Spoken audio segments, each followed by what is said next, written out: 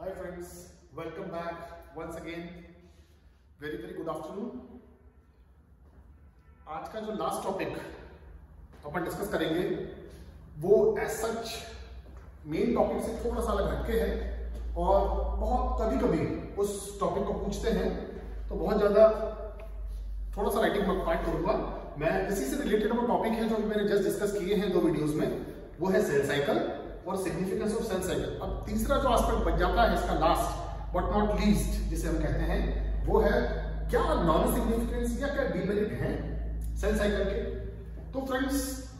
अब तक जो बात होती आ रही थी वो सेल साइकिल और सेल साइकिल के एडवांटेजेस, सिग्निफिकेंस और मेरिट्स की बात होती आ रही थी, और वास्तव में सेल साइकिल के सिग्निफिकेंस, एडवांटेजेस और मेरिट्स हैं और बहुत ज्यादा हैं जो अपन डिस्कस कर चुके हैं।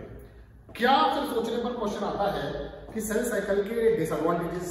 या सेल साइकिल के डीमेरिट्स या सेल साइकिल का कुछ नॉन सिग्निफिकेंस है? तो बहुत सोचने पर, गौर करने पर ये मालूम चला और स्टडी और रिसर्च करने पर ये पता चला कि यस टू सम एक्सटेंट, बहुत ज्यादा नहीं लेकिन टू सम एक्सटेंट, अगर कहीं भी डिसरेगुलेशन ऑफ सेल साइकिल हो जाए या सेल साइकिल प्रॉपर ना हो तो कितना बड़ा नुकसान इंडिविजुअल को किसी ना किसी रूप में हो सकता है। वो जो चीज और एस्पेक्ट है वो अपन डिस्कस करेंगे, दैट इज द डिसएडवांटेजेस या non significance of cell cycle. So friends अगर बात करें कि demerits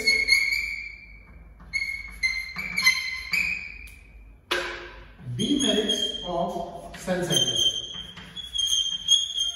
demerits of cell cycle. Friends जैसा मैंने कहा सेल साइकिल आपके सामने है कि अगर पहले ही मूड नहीं है इस सेल का आगे डिवीजन में आने के लिए तो वो अपने आप रिटर्न बैक हो जाता है इस चेक पॉइंट से, और चेक पॉइंट से रिटर्न होने के बाद वो G0 स्टेज में चला जाता है जिसे कहते हैं कि not going for division stage, कि वो डिवीजन में नहीं जाता। यहां तक तो ठीक है, लेकिन फ्रेंड्स ये अगर एक बार इस चेक पॉइंट को पार करके डिवीजन में आ गया और डिवीजन की एस सिंथेसिस फेज में आ गया, सबसे इंपॉर्टेंट एस्पेक्ट में कह रहा हूं कि जो डीमेरिट्स का काम सेल साइकिल का शुरू होता है डिसएडवांटेज का, वो यहां होता है, यहां से शुरू हो जाता है। कहने का मतलब है कि अगर सिंथेटिक फेज में, डीएनए रेप्लिकेशन फेज में वो प्रॉपर रेप्लिकेशन ऑफ डीएनए नहीं हो, कुछ त्रुटि रह जाए तो भी चलो मान ले कोई बात नहीं क्योंकि आगे G2 स्टेज है, लेकिन अगर किसी भी प्रकार की त्रुटि G2 स्टेज में रह जाए और वो त्रुटि रहने के बाद G2 स्टेज से आगे डिवीजन स्टेज में आ जाए और वो त्रुटि साथ में चली जाए, तो जैसे अपन ह्यूमंस में कहते हैं, एनिमल्स में कहते हैं कि ये जेनेटिक डिसऑर्डर है आपके, ये जीन्स में आया है, तो वो कैसे आता है? वो जब G2 स्टेज में मैंने डिस्कस किया था, यहां पर इस चेक पॉइंट से पहले अगर यहां पर रिपेयर का काम नहीं हो, इस पोस्ट डीएनए सिंथेसिस फेज, ये लिखा हुआ फ्रेंड्स कि post DNA synthesis phase G2 है, इसको रिपेयर फेज भी बोलते हैं। अगर यहां पर प्रॉपर डीएनए जीन्स की रिपेयरिंग नहीं हुई तो आप त्रुटि वाले डीएनए के साथ आगे बढ़ते रहेंगे। तो सबसे पहला एस्पेक्ट क्या होता है? ट्यूमर फॉर्मेशन में ये इसका डिसएडवांटेज है।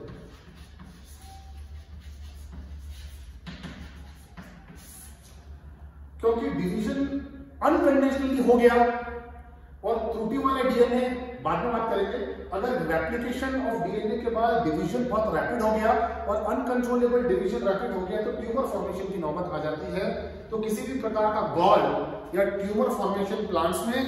या ह्यूमंस में या एनिमल्स में होता है, वो because of uncontrollable cell cycle के डिवीजन वाले फेज में होता है। तो ये एक ड्रॉबैक है कि अगर अनकंडीशनल रैपिड सेल डिवीजन का प्रोसेस सेल साइकिल के द्वारा हो गया तो वो tumour formation in terms of cancer formation का काम भी आगे जाकर कर सकता है, गॉल फॉर्मेशन का काम भी कर सकता है, जो किसी ना किसी रूप में नुकसान देता है और होता है। दूसरा मैं बात कर रहा था फ्रेंड्स, दूसरा क्या होता है कि अगर जो इसका नॉन सिग्निफिकेंस है कि G2 स्टेज में या पोस्ट डीएनए सिंथेसिस फेज में अगर ये जो सेल है, इस सेल के अंदर कोई भी त्रुटिपूर्ण जीन रह गया, डिफेक्टिव जीन रह गया और वो डिफेक्टिव जीन यहां पर रिपेयर नहीं हुआ, G2 स्टेज में रिपेयर नहीं होने की कंडीशन में वो आगे डिवीजन स्टेज में चला गया और डिवीजन स्टेज में आने के बाद जब उसने सिग्निफिकेंस काम जाइगोट से एडल्ट बनाने का किया तो वो एडल्ट जो है वो डिफेक्टिव रहेगा। तो एडल्ट विथ डिफेक्ट। तो ये जो दूसरा एस्पेक्ट है डीमेरिट का सेल साइकिल का, वो ये है कि वो adult with defective gene aspect में होगा, जिसका एग्जांपल मैंने आपको छोटे बच्चों में टाइप 1 टाइप ऑफ डायबिटीज बताया विद ग्लूटेन कंटेंट की एलर्जी के साथ। तो ये जेनेटिक है, जो काम यहाँ G2 स्टेज में होना चाहिए वो नहीं होता, और नहीं होने के बाद ये इसका सिग्निफिकेंस नहीं है, नॉन सिग्निफिकेंस डिमेरिट है कि अडल्ट में डिफेक्ट के साथ वो पैदा होता है और ये फिर दिक्कत करता है किसी न किसी रूप में आगे चलकर, जिसमें भी जो अडल्ट बना है, हालांकि बच्चों में साइन देखे जा सकते हैं और देखते हैं, फिर अडल्ट बनने के बाद और ये साइंस चलते रहते हैं, उसमें दिक्कत होती रहती है। तो ये दो जो डिमेरिट से निकल कर आए हैं कि अगर डिवीजन रैपिड हो गया, uncontrollable division and desirable division हो गया, तो वो ट्यूमर फॉर्मेशन करेगा, that will in turn form the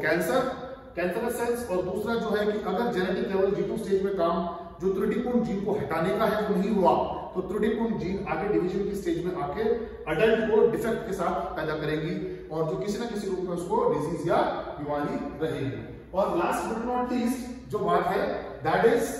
कि what is the non significance of this cell cycle. This non significance is point number 3 की अगर बात करें तो अगर सेल सिंथेटिक स्टेज में प्रॉपर ना जाकर नॉन सिंथेटिक स्टेज में जाएगा,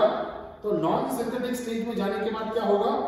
कि अगर सेल यहां से वापस रिवर्स आने के लिए सोचेगा तो यहां से चेक पॉइंट है, यहां तक तो ठीक है, इट कैन कम बैक, लेकिन अगर यहां से एक बार आगे चला गया सेल तो आगे जाने के बाद उसको डिवीजन स्टेज में जाना ही पड़ेगा। ये चेक पॉइंट को पार करने के बाद, जिसे G2M चेक पॉइंट कहते हैं, सेल को डिवीजन में जाना ही पड़ेगा, और डिवीजन में ना चाहते हुए भी जाने के कारण जो उसमें बेसिक एस्पेक्ट होंगे, अनरिलेवेंट या अनरिलेटेड एस्पेक्ट, वो हमको दिखाई देंगे, and that in turn is going to affect the total adult individual. So friends, ये कुछ डिसएडवांटेजेस या नॉन सिग्निफिकेंस और डिमेरिट्स हैं सेल साइकिल के।